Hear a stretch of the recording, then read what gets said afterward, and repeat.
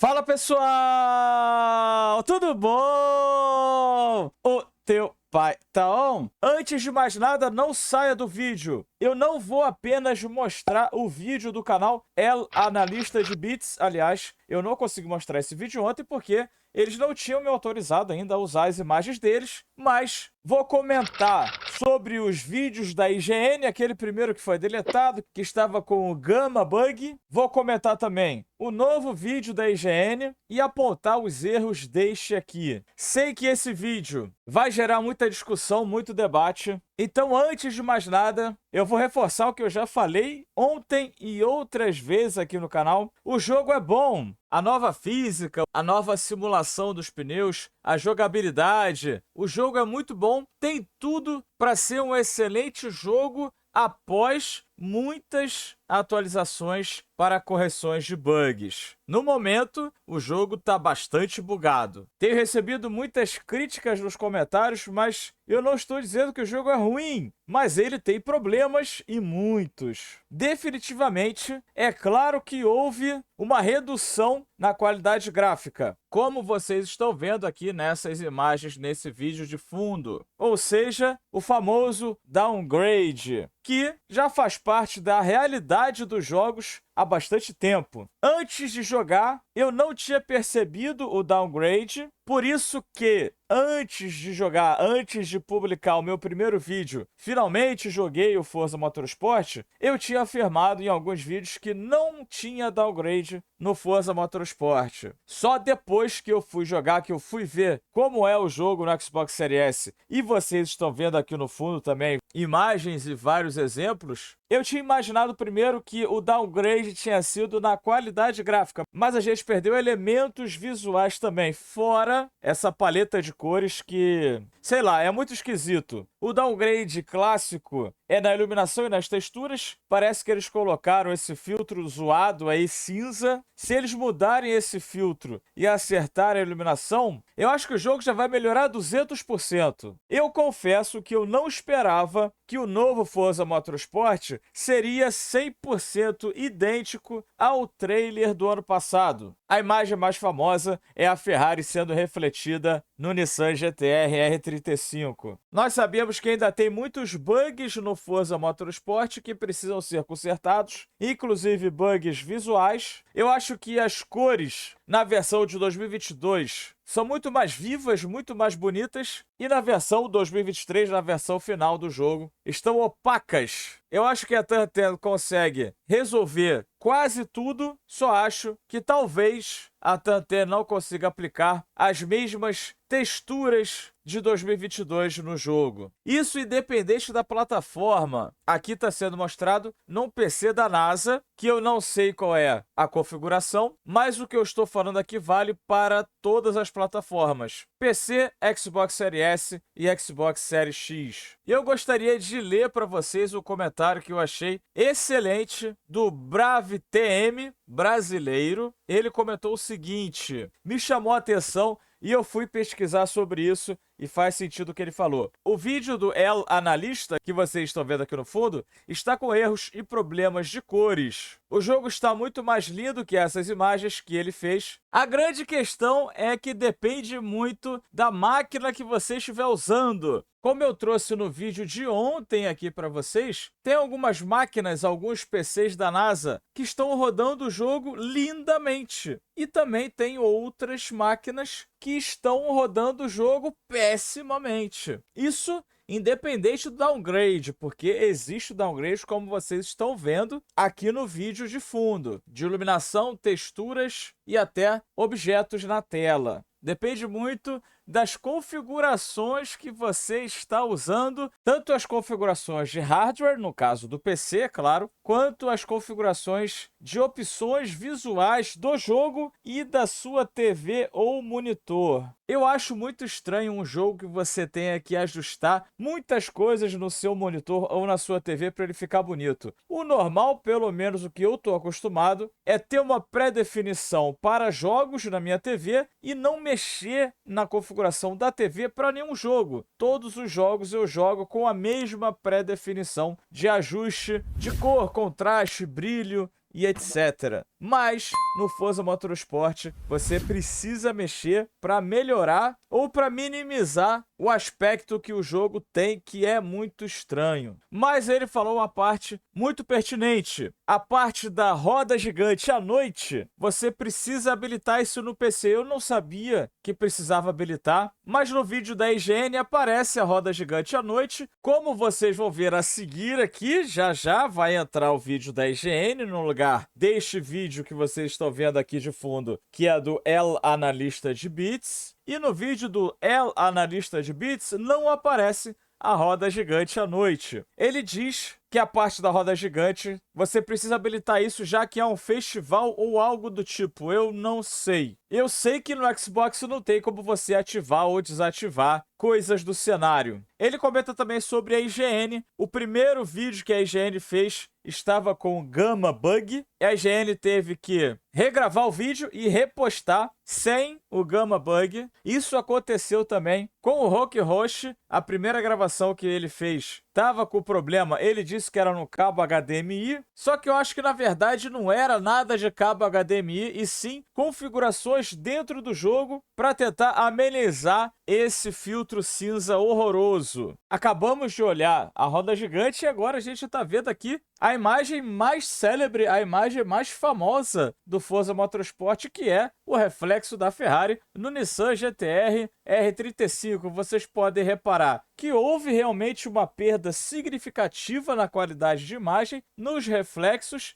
E se você olhar apenas o Nissan, ele também não está tão bonito assim. Porém, os reflexos e as cores também estão piores. Então agora eu vou deixar vocês com a repostagem do vídeo da IGN, a segunda versão do vídeo da IGN. Eles mesmos explicam que não é o vídeo original, e sim uma repostagem e os motivos que fizeram eles repostar o vídeo. Então eu já me despeço por aqui. Não esqueça de deixar o seu like, se inscreve no canal se você ainda não for inscrito, ativa o sininho para não perder a notificação dos próximos vídeos e próximas lives que a gente vai trazer aqui para o canal, beleza? Lembrando sempre que o link do nosso servidor do Discord está na descrição do vídeo. É por lá que a gente joga, é por lá que a gente grava, e também os links dos nossos 2 grupos de Forza no Facebook estão na descrição do vídeo. Valeu, galera! Então eu fui! Earlier, I released a version of this Gran Turismo 7 versus Forza Motorsport video with a color space issue caused when changing your settings in the menu and not restarting the game. In my unique case, the entire console needed a restart.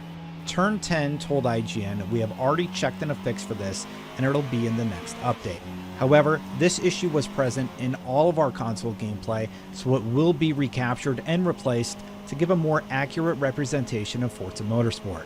Thank you to the fans who pointed me towards this issue. This was a mistake, and I apologize for not catching it ahead of publishing. Here's the video again with correct Forza Motorsport footage. Hi everyone, and welcome to a graphics comparison of Forza Motorsport versus Gran Turismo 7.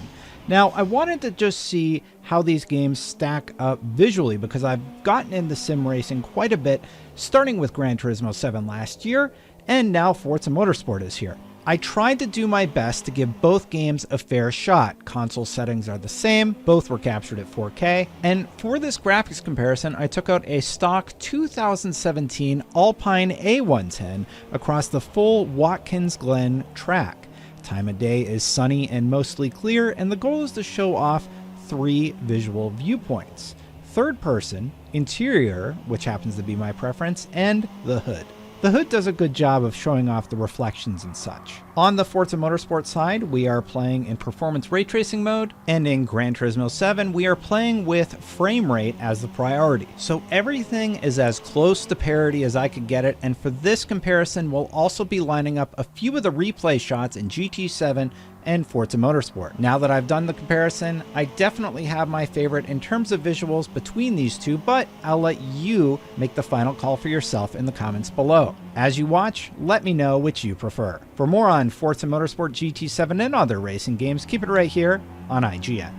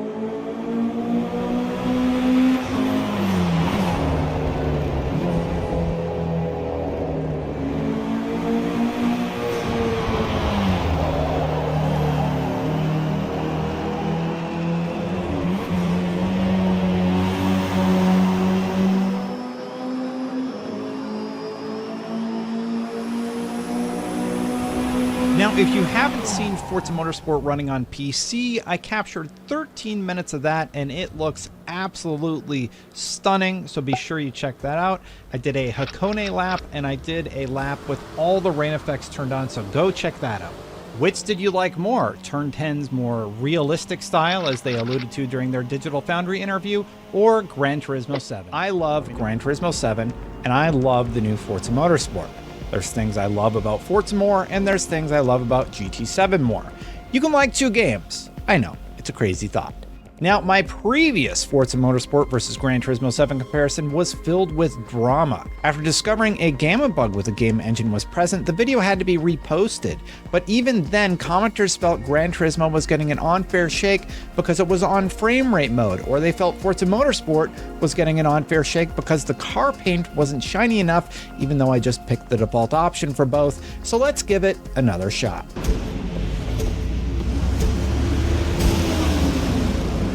This time, we're going to be looking at a lot more. To start, we'll be taking a peek at 5 different tracks with 5 different cars and a plethora of options, including clear skies, rain, and nighttime driving. Then we'll look at the physics of each game and how both Forza and GT7 have decided to handle the response you feel on a direct drive steering wheel. That's right, we're busting out the Fanatec for this one. And I got to talk to somebody who has real-world experience and tons of time in both Forza and Gran Turismo. And finally, we're going to look at the frame rate both games sport, but first, the graphics. A bit of a toss-up here in some situations, and some will likely be a matter of preference. I think during the day, it's almost dead even. On Spa, it would seem that Gran Turismo 7 has opted for a lot more shadows during sunset versus Forza Motorsport, but both still look great.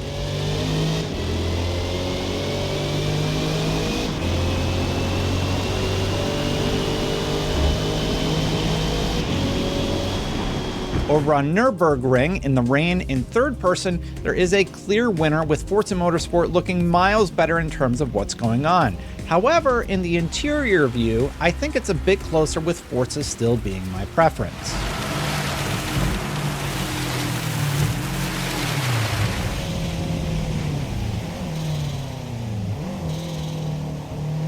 Now, over on Suzuka, at night, in the rain, Gran Turismo 7 made some choices in terms of lighting that I just really don't understand. There's no track lighting whatsoever, none of the environment is lit up, and when I googled this, it's apparently a known thing in the GT7 community. In terms of nighttime driving, I vastly prefer the Forza Motorsport look of Suzuka, but I understand that Gran Turismo 7 is going for a more realistic look. It really was just an artistic decision. The best way to correct it was by using the Gran Turismo 7 exposure correction to make things visible at night. But if you want realism, leave it at the default settings and do a few terrifying laps at 12 miles per hour like I did. Going back to Watkins Glen, we have both games set at night, with one being a lot darker than the other. One challenge is that the weather presets in Gran Turismo 7 are a bit more vague than Forza, but there's a lot more of them to choose from. I hopped into a Pagani for this look and did a few laps. I think the windshield reflections in Forza are nice, but I think this one is absolutely a draw, and both really do just look great.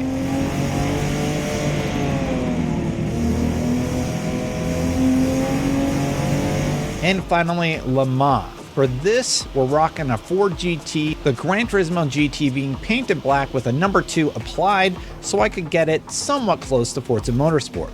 I've got to give the edge to Forza on this track, which we ran at sunset for one reason: the blindingly gorgeous sunrise peeking over the horizon as you drive past the Dunlop logo. I love the style, and it was really hard for me to make a choice about which I like more at the end of the day. Now, would I play Forza normally on quality mode, which is what all this footage was captured at, by the way? No, I would play both of these games with frame rate prioritized, and in Forza Motorsport's case, I almost exclusively play in performance ray tracing mode. It just looks phenomenal. So at the end of the day, the graphics are kind of a toss-up for me. And we should note that Gran Turismo 7 has a ton of other bells and whistles that I didn't even talk about, like 120 Hz mode, the VR that I'm really excited to try out. But it's time to move on. Let's talk about the actual physical effects you feel on a steering wheel, because these two games have made some very different decisions in that department. So out of the box, it's almost universally agreed that Forza Motorsport has terrible default settings for the wheel. We will be testing on default settings though, and we will be testing on a Fanatec GT7 DD Pro, which is really the same base as the CSL DD if you're familiar with direct drive wheels. And yes, we are using the 8 nanometer boost. And this may be silly to some of you, but as a visual aid, I've put a water bottle on top of my steering wheel to better convey just how much motion is being output by the device. The results are mixed. When you drive up to a curb, your steering wheel should react at least a little bit, even at the slower speeds. Here's a real-world example I filmed in a quiet parking lot. No matter how slow you're going, you should get some play in the steering. So on default settings, I went to Nürburgring, which I probably said incorrectly, and drove over the alligator strips to see what would happen. Forza conveys the information in a much different manner than GT7, which is surprising to say the least. Gran Turismo 7 might just overdo it a tad, and Forza may be underdoing it in my opinion. But this was all much closer than Spa. On the left, you can see that Forza Motorsport on the default settings conveys little to no information on some sections of the track, while Gran Turismo 7 is really overdoing things. I did this comparison on several points of the track to convey that the default settings from Forza Motorsport just don't do a good enough job of conveying data to you as you're driving. But for fun, let's see what Forza can really do and crank everything up to the maximum allowed option. Here are the results with Forza set to max and GT7 set to 6 and 6. It's getting a lot closer in terms of feeling, and now you can clearly see that Forza is capable of conveying an appropriate amount of information to you as the driver. It's just about getting it all dialed in how you like it. Something I'm still trying to hone in on, and it seems like the rest of the internet is also. Now I feel like I'm still a novice in the sim racing scene, but you know who's not? Super GT. He has a ton of experience with Forza, a ton with Gran Turismo, and I wanted to get his thoughts on the settings. Yeah, I found that the physics on Forza were actually really heavy with standard settings. Forza definitely seems to be a game where you have to change the settings. The standard settings aren't particularly good. I'm still going through that process right now, trying to work out what is the optimum setup. But there's a setting, I think it's called road feel or road scale, like turning that one up. Pneumatic feel, and I turn that one down. And just overall strength of the wheel, overall force, just turn that down as well, because I felt like it was just too heavy. So I'm still trying to work it out, but I think I'm getting towards a better place compared to the standard. I am a big fan of his channel, by the way. Anyway, every setting video I've seen has been pretty different. But there is one more thing I wanted to take a peek at just to be thorough, and that's the frame rate. Both games are pretty great. The only time I could get Gran Turismo 7 to even dip on any mode was with max rain and max cars in an evening setting. Even then, it really wasn't all that noticeable. On Spa, Forza Motorsport is locked at 30 FPS in quality mode and 60 FPS in both performance modes. On the GT7 front, it's the same story. Spa is locked at 60 FPS no matter the mode you choose. Even the frame rate dips in the rain weren't that big of a story, to be honest. The bigger story there is just how bad of a driver I am in the rain. At the end of the day, we can compare these two games, but really, I love Gran Turismo 7 because it got me into sim racing. I got the G29 steering wheel to get into that game, and then I got the Xbox equivalent to get into Forza Motorsport. But now I have the Fanatec, so the real question I have is how do I get better at sim racing games, period? Here's what Super GT had to say. So if you are just starting out, you can turn on racing lines so you have a good idea where to brake, where to turn, and how to position your car on the track. But I think learning from others, like if you don't want to watch YouTube videos, then just jump online. There's probably always going to be a few really quick guys in the lobby, and I suppose the job of just trying to follow them and just trying to learn something from them. Maybe even save the replay and just watch what they're doing. And that's what I've always done in the past, just studying the best players, the player that beats you. Like, what did he do? Why did he do it? What car did they use? And what lines were they taking? There's so much you can learn from fast players. Thank you so much for watching. Which game do you currently prefer? Let me know in the comments below, and if you want to see more about racing, check out our Forza Motorsport review. And then come back.